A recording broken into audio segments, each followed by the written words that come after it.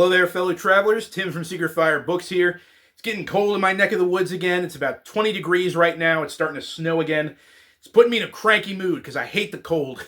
So I'm going to complain about some books today. I'm going to talk about some books that I DNF'd, some books that I did not finish. And I could have just as easily made this traditional top 5 list, but there was just one too many books that I wanted to complain about today. So I made it a top 6. I've split it in half. On the bottom half are 3 books that I DNF'd, but I might come back to sometime in the future. I'm just not sure. And then the top half are 3 books that I'm absolutely done with. I gave them the DNF for a good reason. Have no interest in picking them up again. But first off, we're going to start the list with number 6.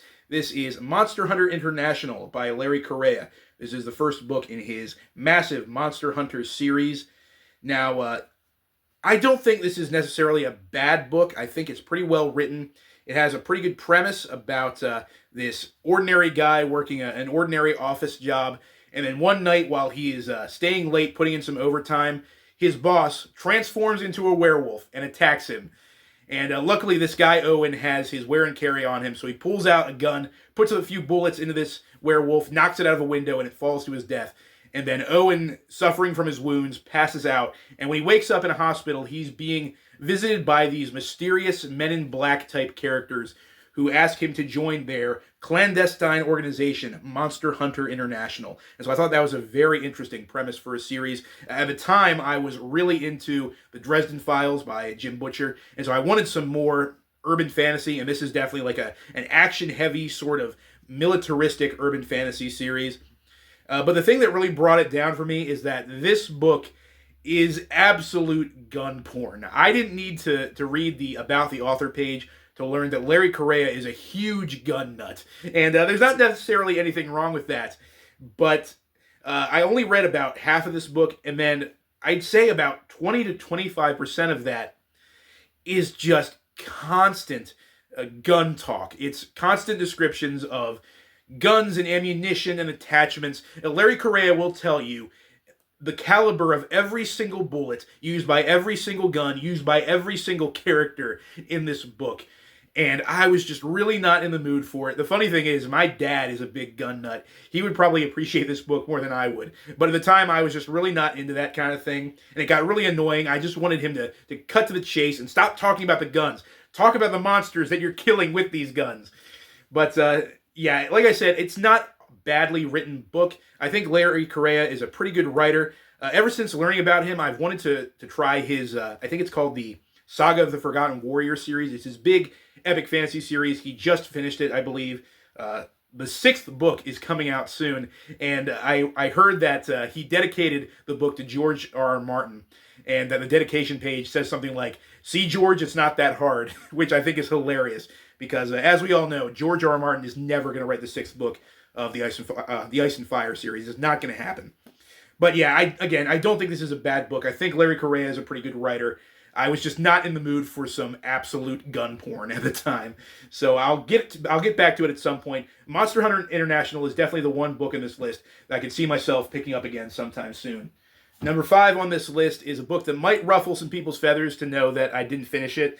But to be fair, number 1, I know some people are going to be mad at me. But this book is sort of a nostalgic favorite for a lot of people. I know one person in particular who's going to be a little sore at me for this. Nick from the Book Graveyard, if you're watching right now, please, dude, just click off. Find another video to watch. You are not going to like this. But this is Dragons of Autumn Twilight by Margaret Weiss and Tracy Hickman, the first book in their Dragonlance Chronicles series. I picked this book up along with the second book, Dragons of Winter Night, I believe it's called, when I was first getting into D&D, and I really wanted some old-fashioned fantasy action, some adventuring party kind of action, and that's what I got. But the problem is that this book introduces you to a huge cast of characters right off the bat. There's something like 7 main characters in this book. They introduce them to you in the first couple chapters, and the spotlight is constantly shifting around between all these characters. I found it really hard to be invested in any of them. The authors are constantly shifting perspective to all these different characters, constantly giving you what these characters think about a situation, and it makes a lot of the scenes really drag. I feel like making some characters more important than others definitely would have helped this book. At least it would have helped the pace. But in almost every single scene we're in, we have to get the opinions and the point of view of all 7 or 8 of these main party members. And that really dragged the book down for me.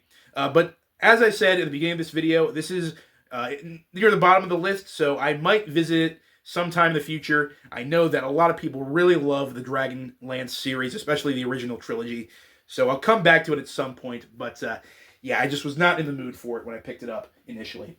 Number 4 is Lord Foul's Bane by Stephen R. Donaldson. This is the first book of his Chronicles of Thomas Covenant the Unbeliever series. I'd heard good things about the Thomas Covenant books, or at the very least the initial trilogy, the first Chronicles of Thomas Covenant as it's called. And I know that it is a forerunner of the epic fantasy movement of the 1970s, inspired by The Lord of the Rings without being a direct ripoff of The Lord of the Rings, unlike certain books which may or may not be on this list. And I wanted to read these, so I bought the first trilogy. I bought all 3 of the Del Rey paperbacks, not least of which because they have this awesome Daryl K. Sweet cover art. You know I love Daryl K. Sweet. And before reading these books, I did a little bit of research on the series, and I found that some people nowadays don't like the series because apparently Stephen R. Donaldson doesn't handle sexual assault very well. And I thought that people were being just a little too prudish, a little too overly sensitive, and that maybe that, since this is an epic fantasy series, there maybe are some scenes where the bad guys attack villages and raid them, and they get a little too handsy with the village women. And I thought it was people just being a little too overly sensitive. But then I read this, and I was not prepared for what happened. It has a fairly interesting premise. Again, it's another book with another interesting premise about this guy named Thomas Covenant who's living in 1970s America, and he contracts leprosy. So he has leprosy. He loses 2 fingers off of one of his hands, and it kind of destroys his life from that point on. He can't get any work done. He's treated as an outcast by his friends and neighbors. His family leaves him. He becomes this very bitter, unhappy person. And one day, he's involved in a car accident. And when he wakes up, he's in a fantasy world. It's that tried and true fantasy trope. He wakes up in a fantasy world, and he doesn't believe what he's seeing at first. He's called Thomas Covenant the Unbeliever for a reason. He believes that he's just seeing illusions, that this is either a dream or some kind of hallucination he's having before he dies. And so he doesn't believe that he's actually experiencing any of these things. But after he enters this fantasy world, he meets this young woman. I think she's only like 15 or 16, and she's kind of smitten with Thomas Covenant because he resembles a historical figure from their world named Barrack Halfhand, who coincidentally also had 2 missing fingers on one of his hands. And so she leads him to her people, to this village. He meets her family and friends. He stays at her house for the night. And then the next morning, he just straight up this girl. And I was not ready for that. It just happens, and then the story just goes on. He wakes up the next morning and goes on an adventure. And it was just kind of really blunt and unexpected. And I was like, wow, where did that come from? And it put a really bad taste in my mouth, so I put this book down, and I didn't come back to it because I was just like, if we're going to spend the entire series with this guy as the main character, that's not going to happen. I don't want anything to do with that. But I have since learned that the entire Thomas Covenant series is kind of a redemption arc for this character. It's kind of him learning how to be human again, in a way. I don't know if I'll ever come back to this series. That's why I've put it in the bottom half of this list, because even though the first book really put me off, I might come back to it to see if this character can be redeemed. I don't know how you redeem someone who does something like that. But yeah, I have the first 3 books in my collection. Like I said, they're just sitting on my shelf collecting dust. So who knows if I'll ever come back to it or not. At number 3, we have a book that I just foreshadowed a little bit ago. This is The Sword of Shannara by Terry Brooks. If you've been following my channel recently, you know that I was very disappointed to find that I did not like Sword of Shannara, a book that I've been trying to read for a long time. But it was absolutely awful. This is a total ripoff of Lord of the Rings. Terry Brooks takes scenes, entire scenes, story beats, character names, character motivations, and repurposes them for Sword of Shannara. This is Lord of the Rings light. This is Diet Lord of the Rings, and it is so boring. I think that is probably the book's greatest crime. It's one thing to steal a bunch of stuff from Tolkien. It's an entirely different thing to use those things you've stolen and tell a really dry, dull story with it. This book is 700 pages long, and if I'm going to read a 700-page novel, I need to have fun while I'm reading it, and it was just an absolute slog. Number 2 is a book that quite possibly could be one of the worst things I've ever read. This thing is Death World 2 levels of awful. I'm not joking about that, which is unfortunate because the person who wrote this book, I've enjoyed their non-book related work in the past. I might as well not sugarcoat it at this point. This is Shadow of the Conqueror by Shad M. Brooks. You may recognize Mr. Brooks as, oh my gosh, I just realized I have 2 different books by 2 different authors with the last name Brooks on this list. Huh. Wonder what that means. Nah, it's probably nothing.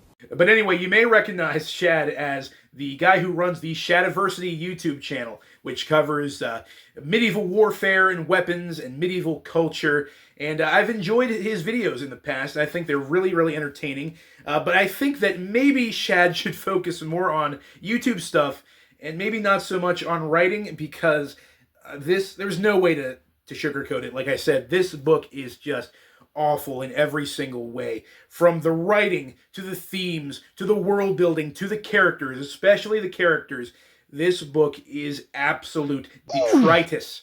Its biggest problem is the main character, Dalen, on the front cover there. This is quite possibly my least favorite fictional character. One of the worst fictional characters I've ever read about. And the thing is, he's an absolute scumbag of a human being, and Shad makes sure to let his readers know that that's intentional. Whenever people have criticized this character in the past, Shad has made it very, very well known that he meant to write this character this way. He's meant to be an absolute irredeemable scumbag of a human being. But this is essentially a reincarnation story in which a character who was an evil, despicable, fascist tyrant is reincarnated in the body of a teenage boy and decides to make up for the sins of his past. And so this character will go from saying, I want to be a better person, I want to make the world a better place, to literally killing a homeless person in a dingy back alley. He will go from saying, I want to make up for the misdeeds of my past, to impaling his bastard son on a spike and watching him bleed to death. I don't understand what Shad was thinking. In fact, I'm pretty sure he wasn't thinking when he wrote this character, because you just don't make these kind of choices when you're trying to write an interesting protagonist. If you want the reader to follow along with this book and enjoy what they're reading, you can't write a character like this. And the worst part is, even though he is an irredeemable douchebag of a human being, he's also the smartest person in the room. He's also the most skilled person in this room. He is the greatest sword fighter, the greatest strategist, the greatest inventor the world has ever seen. And he's always, always right. And I just could not stand reading about this character. So I got halfway through and I put the book down and said, Shad, you need to stick to YouTube. Don't write fantasy. You can't write fantasy if you're going to write like this. It's just awful. Ugh. I'm so angry. And the other thing is, that when that book initially came out, I was excited. I was excited to see how Shad, who does all this stuff with medieval weaponry and warfare and stuff on his YouTube channel, would write a fantasy story. And to be fair, it's more of a science fantasy, but I was excited to see him write a book. And when it came out, I was very disappointed, obviously. And then I saw some other booktubers. Now, I was not making booktube videos at the time, but when this book came out, I saw other booktubers, who shall remain nameless, who gave this book positive reviews. And now I know who to stay away from on BookTube. Oh boy, okay, number 1. This is the number 1 fantasy book that I have DNF'd. This is the one that's going to get people angry, the one that's going to get on people's hackles. But you know what? I'm going to say it. I've come too far, I'm just going to say it. I DNF'd Oathbringer by Brandon Sanderson. And you want to know why? Because Oathbringer sucks. What the actual did you just say to me right now? Get out of my sight. Get out of my sight. Here's the thing. I really used to enjoy Brandon Sanderson's books. I got into his Mistborn trilogy several years ago on the recommendation of a friend of mine, and I really enjoyed it. I think the original Mistborn trilogy is a fantastic 2.5 fantasy novels. The latter half of Hero of Ages kind of gets on my nerves. There's another hot take for you. I know, I'm just on a roll today. But I really enjoyed Mistborn, and so after I finished that trilogy, I was interested in reading more of his stuff, and the same friend of mine who recommended Mistborn to me told me, you really need to read Stormlight Archive, because it's my favorite thing of all time, and it's so awesome, you gotta try it out, man. And I was like, I don't know, I've seen those books in the bookstore, they're massive, I don't know if I want to start a series that huge. And he was like, dude, don't worry about it, you don't have to even buy any of them. I have an Audible account. I'll give you the password. I'll let you log in and use my Audible account so long as you don't buy any books with my credits. And so I did. I used my friend's Audible account to listen to the audiobook versions of The Way of Kings, and I liked that book. I thought it was good. I had some problems with it. First of all, Sanderson's books are just way, way too long. They're unnecessarily long. I don't think he could write a short, sweet, simple book if he tried. And for the record, 180 pages is not a novella. Sanderson, you can't just go changing the meanings of words because you want to. A novella is like 100 pages or less. 180 pages is a novel. What you've written is a small novel, good sir. But in any case, I liked the first book in the Stormlight Archive series, so I went on to the second, Words of Radiance, and that one was okay. I didn't like it as much as The Way of Kings. There were some things that really, really got on my nerves, and they really started to remind me of the things that I didn't like about Mistborn. And then when I eventually got to book 3, Oathbringer, all of the things that I didn't like were there in spades. It felt like Sanderson was taking everything I didn't like about the first 2 books and just putting it front and center in that story. I think that Sanderson's prose is very dull and very boring, and I can forgive that if the things that are happening in the story are interesting, but in the first half of Oathbringer, there's not a whole lot going on. It's a lot of setup for the big revelations that are to come in the rest of the series, and I was really not enjoying the dull prose that takes you through that part of the story. And what's more is that Sanderson tends to get a little too cute with his characters. He tends to write character dialogue in this really kind of annoying way. There's lots of jokes and modernisms that kind of clash with the weird science fantasy setting that he had going on that I didn't really appreciate. And the worst part is that, from what I've heard from the rest of the series, especially the new book that just came out, Wind and Truth, he does not let up on that stuff, and it gets even worse from that point on. I think it's amazing that some of the people who have sung Sanderson's praises over the years have really disliked Book 5. So I'm almost morbidly curious. There are times when I'm morbidly curious to read the rest of the series and see just how bad it gets. But then I think, no, I can't put myself through that. That is time that I could spend on books that I actually enjoy. But yeah, I DNF'd Oathbringer. I'm sorry. Not a big fan of the Cosmere in general. I like the original Mistborn trilogy, but everything else is just, it's just a trudge. It's just an absolute slog for me. So yep, those are the top 6 fantasy books that I DNF'd. Let me know in the comments how wrong I am, how horrible I am. Send your hate mail to this email address. Go ahead, I don't care. But let me know in the comments what you thought. Have you read any of these books? Did you DNF them? Did you finish them? And until next time, guys, as always, farewell and keep reading.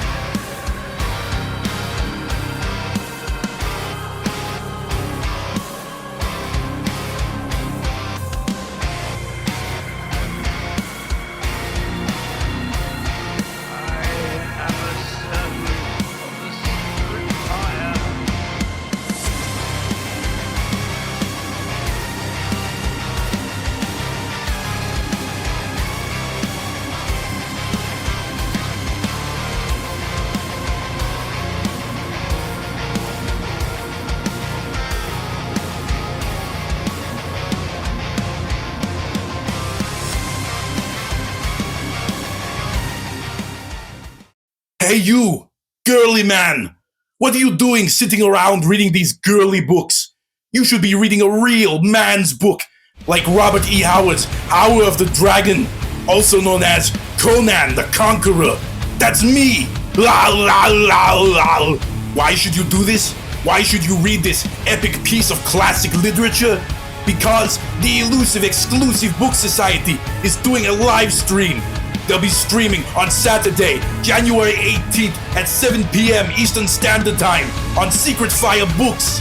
They'll be joined by special guest Kevin Toll from Kevin Toll Reads, as well as 2 special surprise guests to join in on the bloody, barbaric action.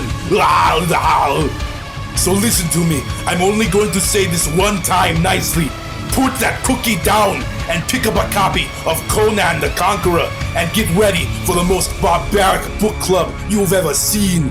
And if you do not listen, well, I mean, you don't have to do it. I mean, I can't make you do anything you don't want to do. I just thought I'd be nice and suggest it. I mean, you're a grown adult. I'm assuming you can do whatever you want to do. I thought it just might be nice if you wanted to read a good book, sit down, enjoy a conversation with some friends, maybe get some nice hot tea or some coffee or something like that. But if you don't want